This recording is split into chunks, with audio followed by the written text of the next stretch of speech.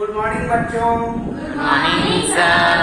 आइए आज हम लोग 1.6 पढ़ेंगे वैदिक गणित में से, ठीक है जी सर। प्रश्नावली 1.6। अब इसमें सूत्र विधि का क्या नाम है देखते हैं। सूत्र का नाम है निखिलम विधि। क्या नाम है? निखिलम विधि। निखिलम विधि। अब देखो, इस निखिलम विधि से बनाने के लिए आपको कुछ चीजों को जानना जरूरी है। जैसे कुछ शब्द आता है आपका विचलन। तो विचलन क्या होता है? तो विचलन का मतलब एक प्रकार से घटाव होता है, उसका विचलन ज्ञात करना है, ठीक है। तो कैसे घटाव, कैसे विचलन निकालेंगे? तो विचलन निकालने के लिए आपको संख्या का आधार जानना जरूरी है। तो ये आधार क्या चीज होता है? तो कोई भी संख्या रहता है ना, कोई भी संख्या, जैसे अंकों की संख्या, आधार का हम समझाएं। आधार का मतलब सबसे छोटी संख्या, सबसे छोटी संख्या। सबसे छोटी संख्या को आधार कर सकते हैं। कैसे? जैसे आपको पूछे कि 2 अंकों की सबसे छोटी संख्या क्या है, तो 10 बनाना आता है कि नहीं आता? छोटी संख्या बनाना, बड़ी संख्या आता है ना। जिन अंकों की आपको सबसे बड़ी संख्या बनानी है उतने बार नाम लिखो, और जिन अंकों की छोटी संख्या बनानी है उसमें एक कम करके एक के बाद उतना 0 डाल दो।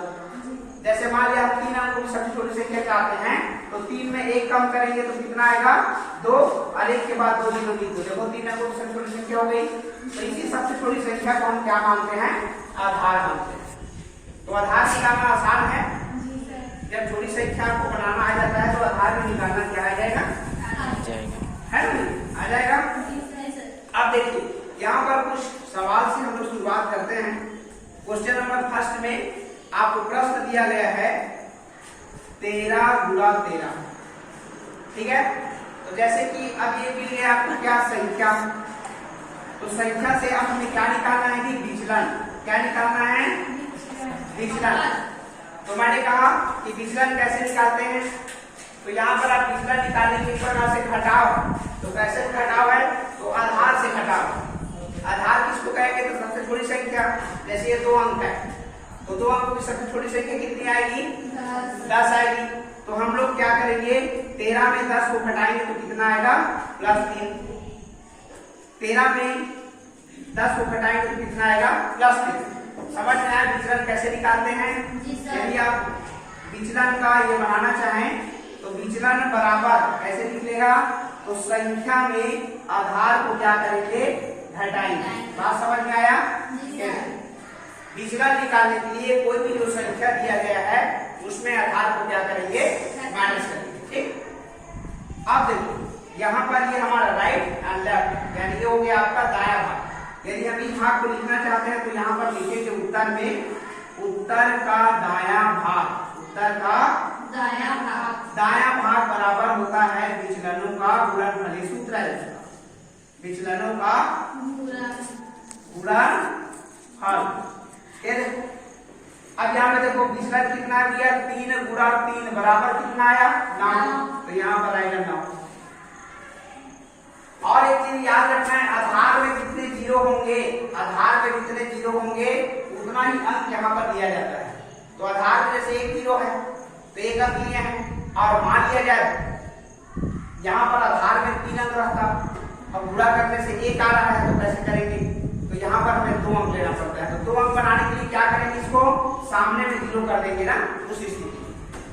अगर मान लिया आधार में 2 0 है और मान लिया गुणा करने से 1 आ रहा है, तो 2 अंक लाने के लिए सामने में क्या करेंगे?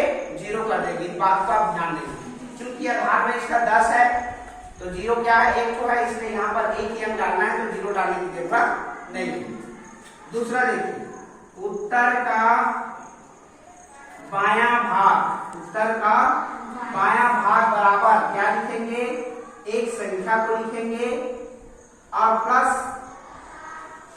दूसरे संख्या के विचलन को जोड़ेंगे। दूसरे संख्या का विचलन, इसको याद कर लेना, ठीक है ना। एक संख्या को दूसरे संख्या के विचलन से जोड़ना है। जैसे यहाँ देखो, एक संख्या को ले लेते हैं 13 और दूसरे संख्या का विचलन कितना आया 3, तो इसको जोड़ेंगे तो 13 3 कितना हो गया 16। तो इस प्रकार से यहाँ लिखेंगे 16 और आपको ये उत्तर मिल गया कितना 116। बात समझ में आया? ठीक है ना। अब इसका भी उत्तर की जांच करने के लिए पूछा गया। जी सर। तो जिस प्रकार से पूर्व में आपको उत्तर की जांच के बारे में बताया गया उसी प्रकार से उत्तर की जांच इसमें भी करना है। बताना पड़ेगा उत्तर की जांच? नहीं बताना पड़ेगा? बताना पड़ेगा नहीं, मतलब आवश्यकता हो तब बोलो, नहीं तो इस टाइप का दूसरा क्वेश्चन भी कराएंगे। ठीक है, चलिए उत्तर की जांच देखिए। उत्तर की जांच, उत्तर की जांच में क्या बताया था? हम पहले संख्या लिखेंगे उसके बाद गुणांक। तो यहाँ पर संख्या कितना है 13 गुणा 13, इसका गुणांक आएगा 4, इसका गुणांक 4। उत्तर कितना आया 169 है ना। तो इसमें कितना आएगा 9 6 15 और 1 16, 16 का गुणांक कितना आएगा 7। अब देखो हमारा जो नियम क्या कहता है, दी गई संख्याओं के गुणांकों का गुणनफल का गुणांक किसके बराबर आना चाहिए? उत्तर के गुणांक के बराबर आना चाहिए। तो ये हो गया 4 × 16 और उत्तर का गुणांक कितना आया 7, इसका भी गुणांक कितना आया 7। ये सेफ हो गया, सुरक्षित।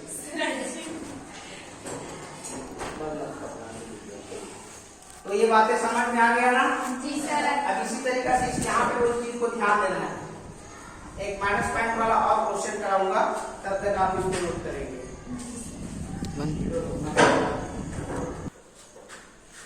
Are you ready going to read and write? Yes. आइए अब जो 1.6 प्रश्न आपको लिखना विधि जो बताया जा रहा था उसमें से हमने एक टाइप को पढ़ा है, फिर दूसरे टाइप का जो क्वेश्चन है उसको हम लोग बताएंगे। ये है आपका क्वेश्चन नंबर 6। क्वेश्चन नंबर 6 निकलन विधि का ना हम लोग जो पढ़ने वाले हैं वो है आपका निकलन विधि। निकलन विधि से ही बता रहे हैं क्वेश्चन नंबर 6 कैसे बनेगा। इसमें दिया है 96 गुणा 107 दिया है ना? जी सर। ठीक, ये आपका प्रश्न हो गया। जब इसको हल करेंगे तो आपको पता है इसका हमें सबसे पहले विचलन निकालना पड़ता है। तो ये जो आपका जो संख्या प्राप्त हुआ आपको, ठीक है, उसका हमें क्या निकालना है? विचलन। तो विचलन निकालना मैंने आपको बताया था कि जो संख्या है उसमें आधार को घटाना पड़ता है। तो यहाँ पर आप देख रहे हैं 3 डिजिट है, तो 3 डिजिट है तो इसका आधार कितना आएगा? 3 अंक है तो आधार कितना आएगा? 100 आएगा ना। तो क्या करेंगे इसको देखो, अब हमारा जब भी हम विचलन ज्ञात करते हैं तो हम सूत्र आपको बताए हैं, कोई संख्या को ले लो उसके बाद आधार को क्या करेंगे? माइनस करेंगे। तो जैसे इसका देखिए ये कितना है 96 संख्या है, आधार कितना है 100, तो ये कितना आएगा? -4 आ गया। देखो यहाँ पे कितना आ गया? -4 आ गया। अब इसको देखो 100 है तो यहाँ से निकालेंगे तो 100 में कितना घटाएंगे आप? अच्छा 107 है, इसमें आधार को घटाएंगे 100, कितना आया? 7। किया गया 7।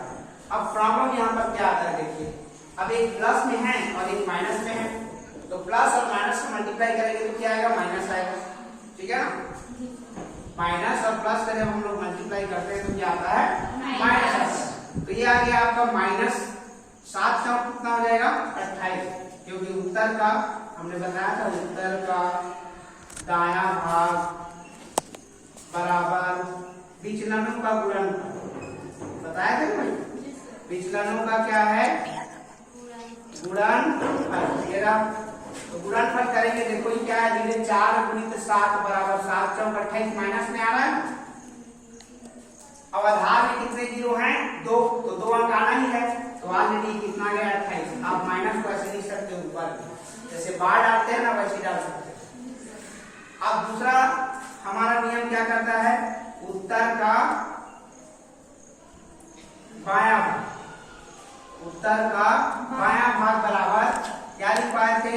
एक संख्या लेना है प्लस दूसरे संख्या के विचलन को जोड़ना है। दूसरे संख्या का विचलन को क्या करेंगे? जोड़ेंगे। ये चीज बताई गई आपको फार्मूला में।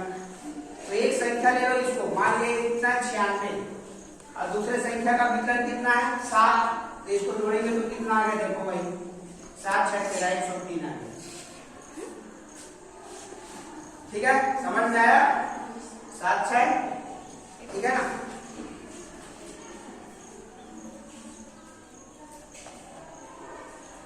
अब 103 तो यहाँ पे आ गया। अब इस संख्या को हम लिखेंगे कैसे? हमारे लिए प्रॉब्लम हो गया कि दूसरा रहेगा। तो यहाँ पे जब माइनस आएगा तो क्या करेंगे? देखो अब हम इसको ऐसे लिखेंगे 1 0 3 2 8 लिखेंगे। तो 2 8 ना लिख करके इसके जगह में क्या लिखेंगे? 2 0 लिखेंगे और 28 माइनस करने के लिए बोला जा रहा है। ठीक है, तो उसको माइनस करेंगे तो ये आएगा आपका 10 में 8 गया 2 हासिल 1, 10 में 3 गया 7 हासिल 1, 3 में 1 गया 2 और 0 1। ये आपका आंसर है। ये जो दूसरा प्रॉब्लम आपको नजर आता है, तो इस प्रॉब्लम को इसी तरीके से क्या करना है? हल करना है। आशा है आपको दो टाइप का जो निचला विधि से कैसे बनाना है वो समझ में आ गया होगा। जी सर। अब इसी प्रकार के सारे क्वेश्चन को आप बना के बताइए। ठीक है, जी सर। आज के लिए इतना ही।